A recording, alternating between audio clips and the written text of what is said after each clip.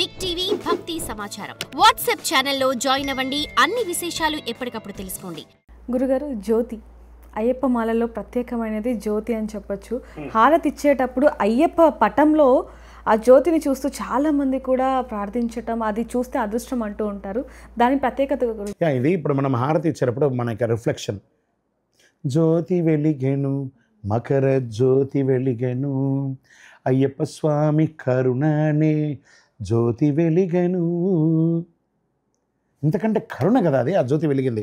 మరి శబరిమలలో జ్యోతి ఏంటి స్వామి ఇది అని అంటే, ఆ ట్రైబల్స్ ఉంటారు చూసారా, అడవి వాళ్ళందరూ కూడాను, ఆ యొక్క వాళ్ళందరూ కూడాను మకర సంక్రాంతి రోజు, మకర సంక్రమణం రోజు శబరిమలలో హారతి ఇస్తుండగా తంత్రి గారు తీసుకొచ్చి హారతి బయట ఇలా చూపి, కానీ వాళ్ళు అక్కడ ఆ స్వామివారికి అక్కడి నుంచే ఇచ్చే 3 సార్లు ఇచ్చే హారతియే జ్యోతి, శబరిమలలో హారతి. సో ఇది జ్యోతి అంటేనే హారతియే జ్యోతి.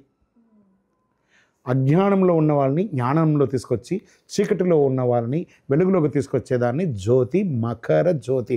మకర సంక్రమణ అయింది కాబట్టి అది మకర జ్యోతి. మన ఇంట్లో వెలిగేది నిత్య జ్యోతి, అయ్యప్ప జ్యోతి, ఆత్మజ్యోతి, శరణమయ్యప్ప. గురుగారు, పంబా నది ప్రాముఖ్యత గురించి ఒక్కసారి మీ మాటల్లో.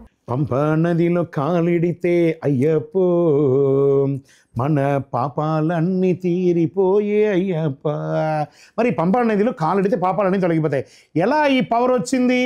అయ్యప్ప స్వామిను ఈ పంపా నది వేరే కాదని మనం ముందు ప్రశ్నలో అనుకున్నాం. సాక్షాత్ అయ్యప్ప స్వామి పంపా నది. ఇందులో ఎవరెవరు నడిచి వచ్చారంటే, నారదాది ఋషులు చట నడచి వెళ్ళినారంట. మరి ఇంకెవరెవరు ఇందులో స్నానం చేశారు? 3,000,000 దేవతలు స్నానమాడినారంట. వీళ్ళందరూ వచ్చారు. మరి ఎవరిక్కడికి రాకూడదనుంది? రంబాది కాంతలైన రాకూడదంట. అలాంటి పంబా నది పవిత్రమైనటువంటి దక్షిణ భారత గంగా నది. మనలో ఉన్నటువంటి శరీరంలో ఉన్నటువంటి వ్యాధులన్నీ తొలగిపోతాయి, పునీతులం అవుతాం. మీరు కావాలంటే చూడండి, వనయాత్ర చేసి వచ్చి ఆ పంబలో స్నానం చేయగానే ఎక్కడలేని ఒక ఎనర్జీ వచ్చేస్తుంది. అంత అద్భుతమైనటువంటి పవర్ ఉన్నటువంటి నది ఆ పంబా నది. అలాంటి పవర్ ఉన్నటువంటి దాంట్లో ఉమ్మడము, బట్టలు వేసేయడము, చెత్త చెదారం చేయడము, సబ్బు వాడడం, షాంపూ వాడడం చేయకూడదు.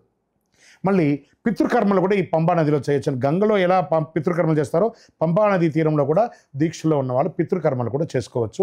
అంత పవిత్రమైనటువంటిది. మోక్ష ప్రాప్తి పొందుతారా పితృడు. శరణమయ్యప్ప. గురుగారు, మాల ధరించిన వారు వేరే వ్రతంలో కానీ లేకపోతే సత్యనారాయణ కథలో కానీ పాల్గొనవచ్చు అంటారు. మనం చేసేది పూజనే కదండి, విలాసయాత్ర కాదు కదా. అన్నీ చేయండి, అన్ని శ్రద్ధాభక్తులతో చేయండి. గురుగారు, అంటే మామూలుగా చాలామంది మీ వీడియోలు చూస్తున్నారు కాబట్టి ఈ ప్రశ్న కూడా అడుగుతున్నాను. మాల వేసుకున్న తర్వాత భార్యని చులకనగా చూడటం, అంటే నువ్వు ఆడదానివి, వద్దు, నీకు నెలసరి వస్తుంది అని, లేకపోతే తల్లిదండ్రులు కొంచెం చులకనగా చూసేవారు ఉంటారు. వాళ్ళకి మీరేం చెప్తారు? పనిష్మెంట్. అయ్యప్ప సిద్ధంగా ఉన్నాడు. చులకనగా చూసా అంటే పనిష్మెంట్ మామూలుగా ఉండదు. రౌరవాది నరకాలు ఉంటాయి. మీ శ్రీమతి సహకారం లేకపోతే, మీ తల్లిగారి సహకారం లేకపోతే మీరు దీక్ష తీసుకోగలరా?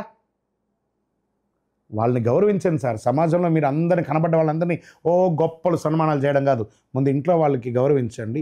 తప్పకుండా అయ్యప్ప మీలోనే ఉంటాడు. శరణమయ్యప్ప. గురుగారు, మెట్లు ఎక్కేటప్పుడు చాలామంది కూడా ఒకరి సహాయం తీసుకోకూడదు అంటూ ఉంటారు. విడిముడి పట్టుకొని మెట్లు ఎక్కుతూ ఉంటారు కాబట్టి అసలు ఎలాంటి నియమాలు ఉండాలి అంటారు? ముఖ్యంగా మెట్లు ఎక్కేటప్పుడు ఒక్కొక్క మెట్లు తాకుతూ ఎక్కుతారు. సహాయం అంతా లేదు. అక్కడ పోలీసు వాళ్ళు ఖచ్చితంగా త్వరగా లాగి ఎక్కిచ్చేస్తూ ఉంటారు. తప్పులేదు, అది అంతే. మీకు దొరికిన ప్రాప్తం అది. ఒక్కొక్క మెట్టు ఎక్కి తాకే అంత గ్యాప్ ఒక్కొక్కసారి దొరుకుతుంది. ఒకసారి గుంపులో ఉన్నప్పుడు స్పీడ్గా నడిపిస్తారు. ఎట్లా ఎక్కినా ఆ మొట్టమొదటి మెట్టు మీద అడుగు పెట్టగానే ఒక పులకింత వస్తుంది చూసారా, దాన్ని అనుభవించండి చాలు. కనెక్ట్ అయిపోతారు స్వామితో. శరణమయ్యప్ప. గురుగారు, అసలు శబరిమలలో ఈ కార్తీక మాసంలో అసలు వేలాది లక్షలాది మంది కోట్ల మంది నిజంగా ఆ మాల వేసుకొని వెళ్తూ ఉంటే అసలు అది వర్ణించలేనిదని చెప్పొచ్చు. ఆ ప్రత్యేకత అసలు ఎలా వచ్చిందంటారు? అదే చెప్పారు కదా, 18వ పడి మీద ఎక్కే అర్హత కావాలంటే ఆ దీక్ష తీసుకోవాలన్నా చూసారా. ఇది ఒకళ్ళని చూసి ఒకళ్ళని చూసి ఆ జ్యోతి ఎలా వెలుగుతుంది, కనెక్టింగ్. ఒకే ఒక అగ్గిపుల్ల ముట్టి కానీ పక్కదానికి ఎలా కనెక్ట్ అవుతుందో అలా అలా అలా అలా అలా ఇప్పుడు యూత్లో ఈ కదలిక వచ్చిందండి. అసలు యూత్లో ఇంత మార్పు రావడం అనేది చాలా విశేషం. ఇది భాషకో ఒక ప్రాంతానికో సంబంధించింది కాకుండా అతీతంగా వాళ్ళే అనుకుంటున్నారు, ఈ మాల వేసుకోవడం వల్ల నాకు ఆరోగ్యం బాగుంది, ఈ మాల వేసుకోవడం వల్ల నాకు డిసిప్లిన్ వచ్చింది, ఈ మాల వేసుకోవడం వల్ల బాధ్యత పెరిగింది, ఈ మాల వేసుకోవడం వల్ల రెస్పెక్ట్ ఎలా ఇవ్వాలనేది తెలుసుకున్నాను, ఈ మాల వేసుకోవడంలో ఎన్నో నేను నేర్చుకున్నాను, ఈ మాల వేసుకోవడంలో ఇతర ప్రాంతాలన్నింటినీ నేను చూసి వచ్చాను. ఇన్ని అనుభవాలు ఉన్న యాత్రను నేను వదులుతానా అని ప్రతి సంవత్సరం పెంచుకుంటూ పోయి అద్భుతంగా ఈరోజు సుమారుగా 1.5 మంది వెళ్తున్నారు. ఒక మగవాళ్ళు 1.5 మంది అక్కడ వెళ్ళారనుకుందాం. వాళ్ళ ఇంట్లో వాళ్ళ భార్య, వాళ్ళ తల్లి, వాళ్ళ తండ్రి, వాళ్ళ అమ్మ, వాళ్ళ నాన్న, వాళ్ళ అక్క చెల్లెలు, వాళ్ళ ఫ్రెండ్స్, కనీసం 1:10 వేసుకుందామా? అంటే మన భారతదేశ జనాభాలో 10% మంది స్వామివారి దాసులే. శరణమయ్యప్ప. For more videos like this, subscribe Big TV channel.